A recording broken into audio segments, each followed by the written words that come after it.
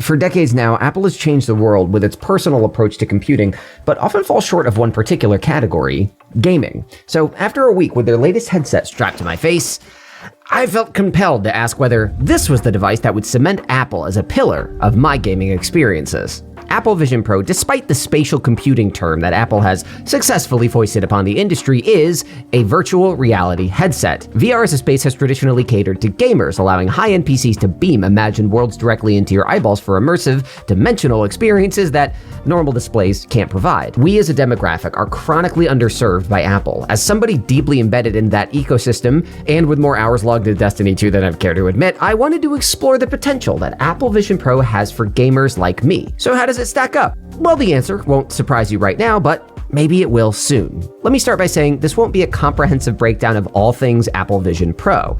You can find thorough and high-quality reviews at The Verge, MKBHD, The Wall Street Journal, and so many more, but I've been using it for over a week and tested multiple gaming scenarios I was hoping to be compelled by. I'll cover my basic impressions. Across the board, I've been blown away by how much Vision Pro got right regarding its ease of use and scalability as a software platform, but I've bumped up against the same trappings other reviewers have mentioned. The displays are out of this world good, but it's too heavy to wear all day without serious discomfort. Pass-through is clear enough to go about your day, but the narrow field of view has me bumping into things. Filling my house with app windows is cool until I have no way to collect them all and the thing crashes while I'm cooking. Thankfully, the pass-through stayed on and I wasn't rendered blind next to a pan of hot burbling oil. So I'm pretty mixed on the fundamentals, but having a pair of near 4K screens an inch from your face with 12 millisecond latency should enable some pretty staggering gaming experiences, right? Hardcore gamers are constantly chasing this kind of fidelity, and Apple's M-series processors have proven pretty capable when it comes to graphics rendering.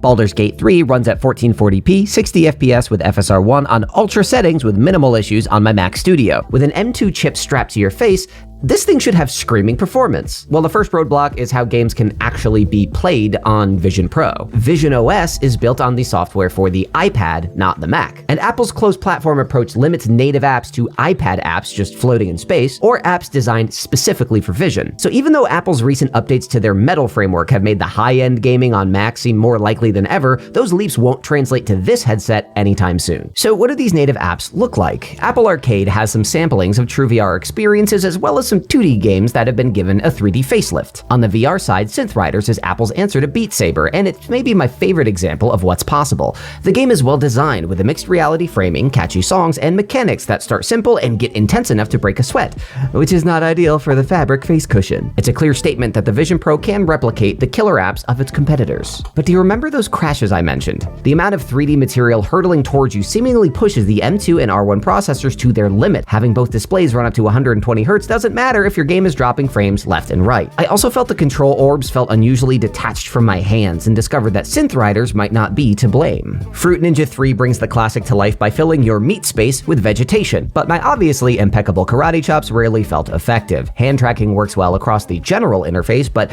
in games like this, it's notably laggy and kind of inaccurate. I'd speculate this is another software issue to be solved in Vision OS 2 or beyond, but right now, it's a bad sign for things to come. The remaining class of on-device offerings are iPad games running natively. For the most part, these require a video game controller, which introduces its own set of problems. Playing Dead Cells on a massive floating screen is fun, but it has to be done via Bluetooth. Xbox Series and PS5 consoles have done lots of work to optimize wireless performance of controllers for low latency, but Vision Pro doesn't benefit from that work. While the displays only lag 12 milliseconds, the controller input can be slightly longer. Most people might not notice it, but if you've ever shopped for a low-lag display, this might set your spidey senses ablaze. The second way to play games harkens back to the halcyon days of 2013 when the original Oculus hit the market. Simply use the Vision Pro as a display for your other gaming devices. Windows, Xbox, PlayStation, and Mac can all be accessed one way or another, but they're hamstrung by similar limitations as the controllers.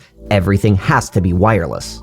So let's cover what remote play options we do have, starting with one unique to the Vision Pro, the Mac Virtual Display. It's one of the best features, allowing even the lowest-end MacBook Air to project a massive 4K display in space with minimal latency, at least most of the time. Apple's portables will run this display at a snappy 60 FPS unless you're running off the battery, which slows that down to something borderline unusable. But because this display is virtual, not everything is able to take advantage of it. Baldur's Gate wouldn't even run if I had my Vision Pro connected to my Mac. The fact that not many big games run on Mac to begin with means the core issue of library size remains unsolved by this display. On the console side, Xbox mobile app runs just fine, allowing remote play to an Xbox console with very little setup. For single-player games, this can be serviceable depending on your Wi-Fi speeds, but the added latency of streaming your game makes competitive games rough enough that I'd steer clear altogether.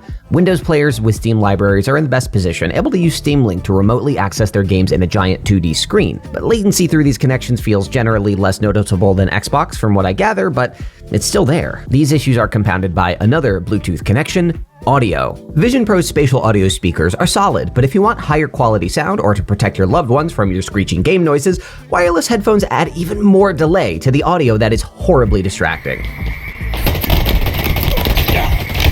The best way to play remotely is to pair your controller or keyboard to the console itself if it's nearby and listen through the Vision's built-in speakers. Still, even bringing this setup to an online game of Halo will put you at a big disadvantage. Better stick to something like Pentiment. Other options are just fully unavailable. Xbox Cloud Gaming requires the installation of a web app, which isn't supported on Vision Pro, and Sony has neglected to make PlayStation's Remote Play app available as of this writing.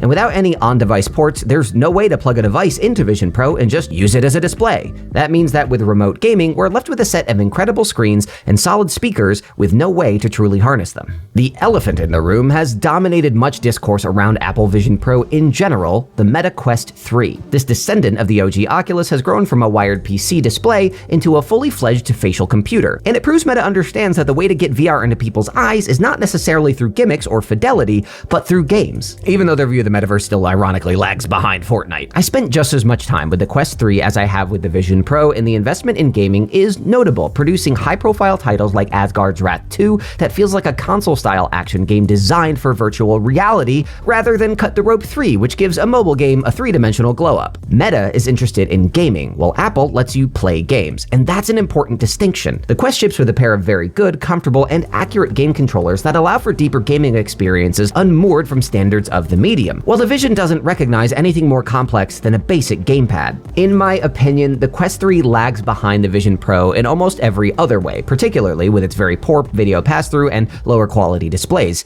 However, I still agree that asking 7 times the price for the benefits of Apple's offering is a non-starter, and the Quest offers all the gaming functionality I've already mentioned, plus a richer, more bespoke library of games from Meta, Valve, and more. Most of the limitations I've mentioned are intentional. Apple is attempting to shift the discourse around VR to suit their needs. We're all expecting future Vision products to be lighter, cheaper, last longer, because those are the obvious hurdles Apple has to clear to achieve mass adoption. Historically, Apple hasn't needed games to reach its key markets, but between their aggressive updates to Metal, AAA games on the iPhone, and even Phil Spencer's comments on how aggressively controlled mobile game monetization is on iOS, it's clear that Apple sees the cash on the horizon. So, what updates could Apple make to the Vision Pro to elevate it from face computer to Space Invader? On the hardware side, wired inputs would allow massive flexibility. The $300 developer USB port seems to be capped at the slow 2.0 speeds, but it can put through more data than that. Even a single bona fide USB-C port like the Quest 3 would allow HDMI input and output, low latency controller connections, or Ethernet connectivity for higher performance remote gaming. iPadOS can do most of these things already, so the jump to visionOS shouldn't be that hard. This would also let Apple engage in its favorite pastime, selling dongles. On the software side, broader support for existing VR games and standards would provide a low-cost way to tap into the existing market. If hobbyists can get Cyberpunk running on a MacBook in an afternoon, there can surely be a pipeline to easily port other Windows and Android-based VR games to visionOS. Fixing the broken WebXR support would also allow faster access to web-based experiences, which is currently a frustrating issue for reasons.